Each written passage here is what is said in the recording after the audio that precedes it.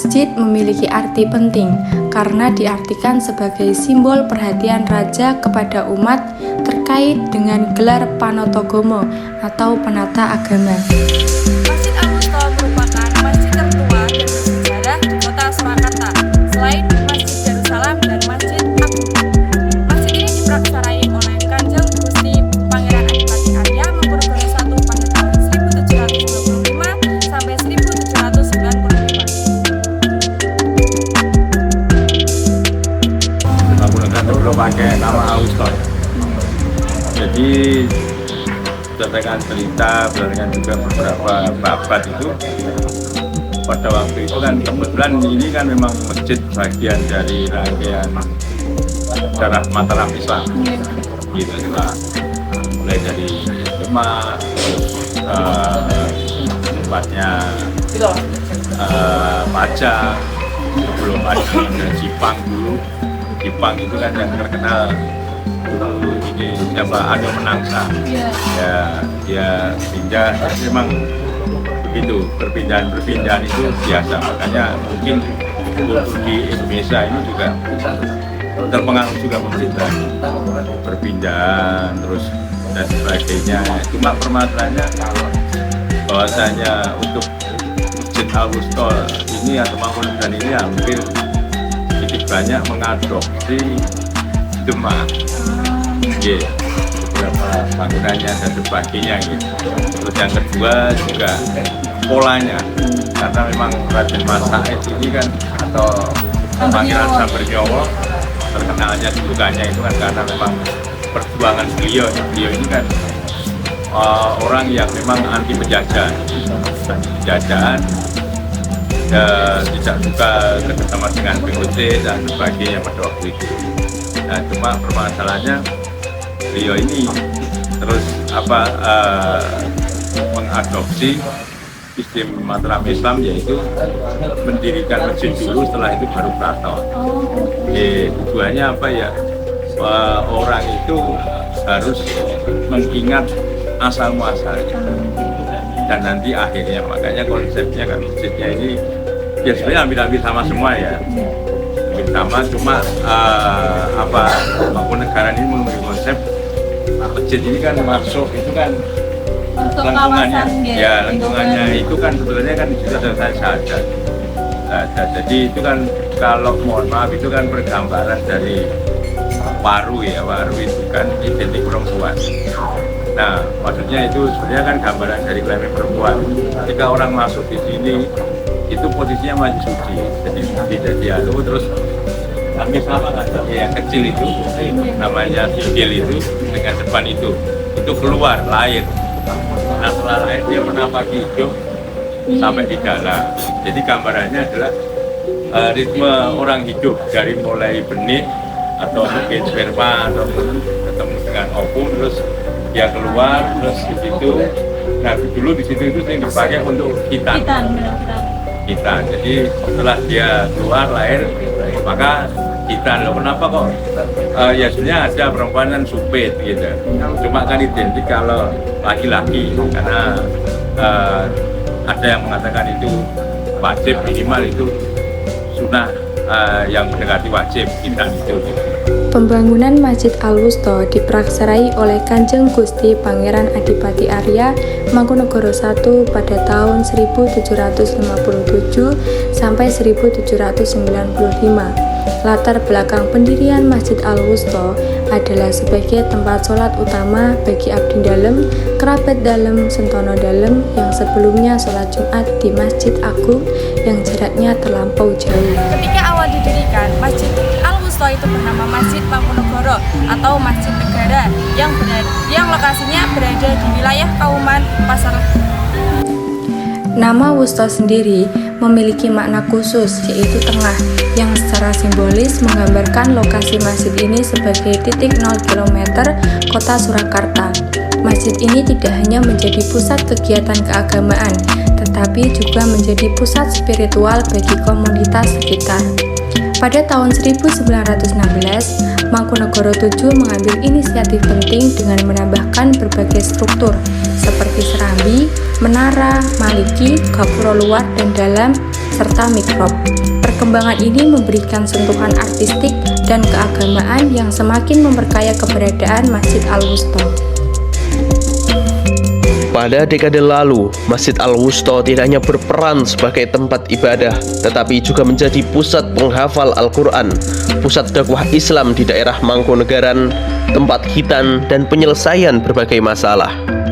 Masjid Al-Wusta juga menarik perhatian banyak ulama dari timur yang bermukim di pondok di dalamnya. Mereka tidak hanya datang untuk beribadah, tetapi juga untuk berdakwah dan mengembangkan ilmu pengetahuan di wilayah Mangkunegaran. Kehadiran mereka meninggalkan jejak berharga dalam sejarah kota Surakarta. Salah satu peninggalan yang patut dicatat adalah Kitab Al-Quran yang ditulis tangan oleh para ulama Mangkunegaran. Kitab ini tidak hanya menjadi bukti keilmuan mereka, tetapi juga warisan berharga bagi komunitas muslim di daerah ini. Setelah adanya renovasi besar-besaran dan namun dekat umum, Masjid Al-Wusta dinobatkan menjadi masjid cagar budaya, masjid ramah anak. Masjid Al-Wusta dinobatkan sebagai masjid cagar budaya pada tahun 2012. Dengan hal ini, pemerintahan daerah memegang kontribusi dalam pembangunan Masjid Al-Wusta, tentu saja dengan persetujuan oleh Pura Mangkunegaran. Masjid Al-Wusta juga menjadi masjid ramah anak, yang dimana jika ada orang tua yang membawa anaknya, dalam masjid ini juga disediakan permainan-permainan yang menunjang kebudayaan anak. Jadi tidak ada kata khawatir orang tua akan anaknya yang merasa bosan dan tidak ingin ke masjid. Kita akan lihat berbagai permainan yang ada di Masjid Al-Wusta. Mari. Akan merupakan sebagian permainan yang ada dalam Masjid Al-Wusta. Dan kalian bisa lihat juga banyak sekali permainan yang disediakan oleh masjid untuk menunjang kebahagiaan anak-anak yang ada di Masjid Al-Wusta.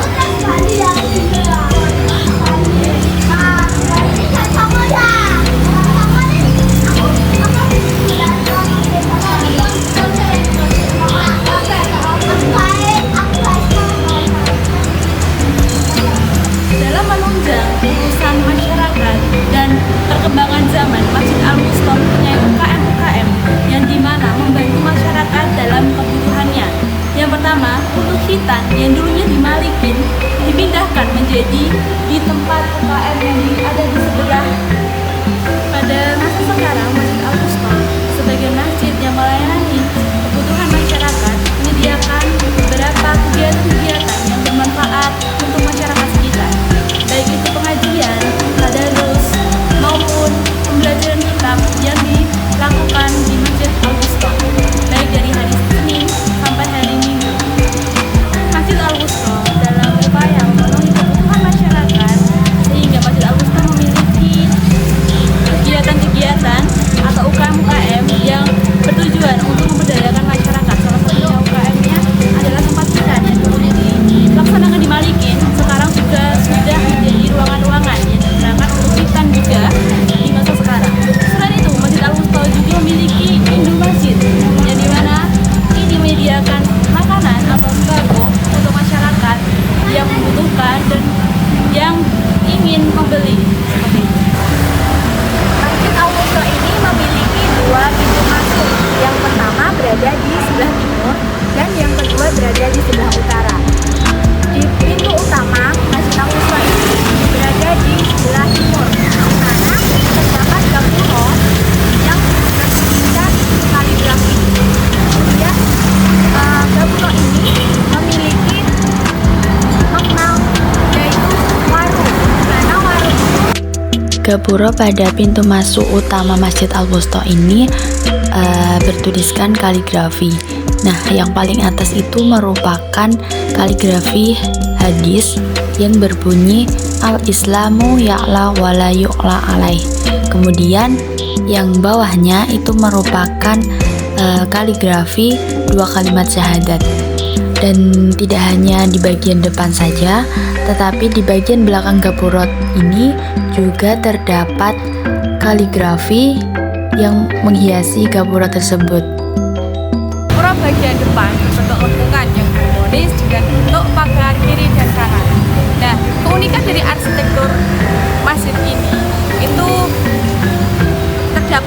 gapura yang dihiasi dengan kaligrafi Arab. Keren.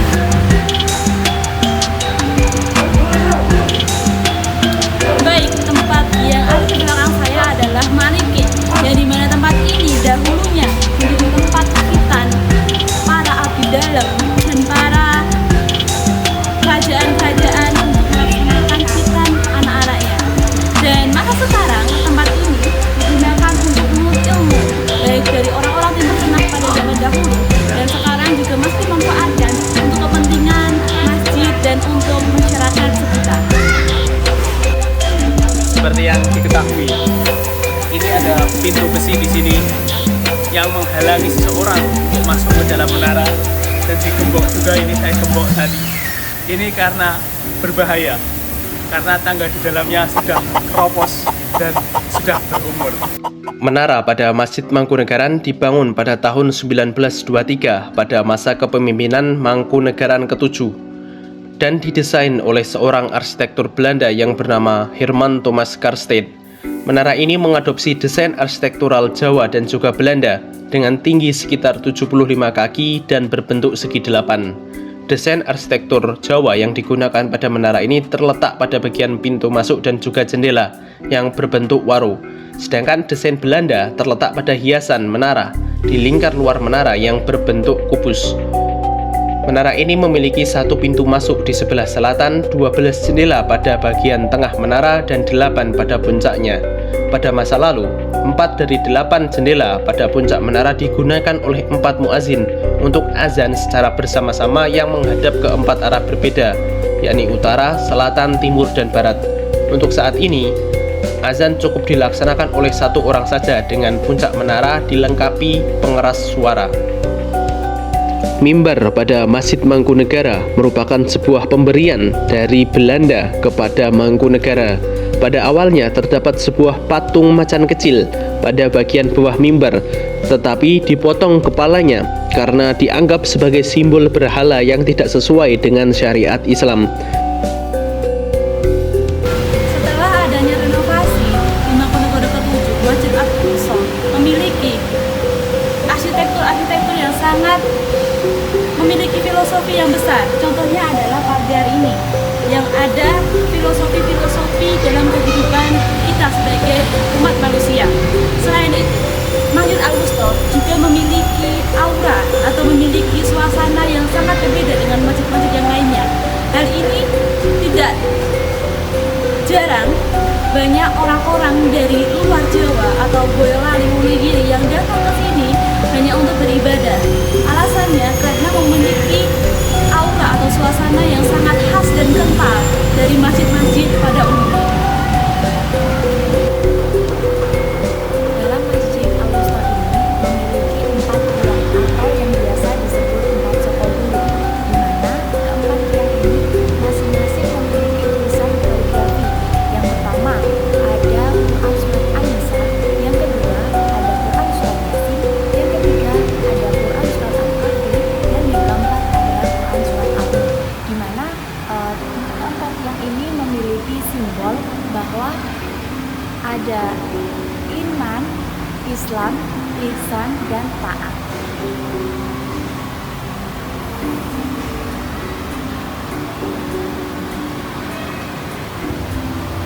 Keempat tiang ini sumbernya sama seperti keempat tiang yang berada di Pura Mangkunegaran, yaitu bersumber dari hutan Donohoyo yang berada di Wonogiri. Kemudian dalam masjid ini memiliki 12 buah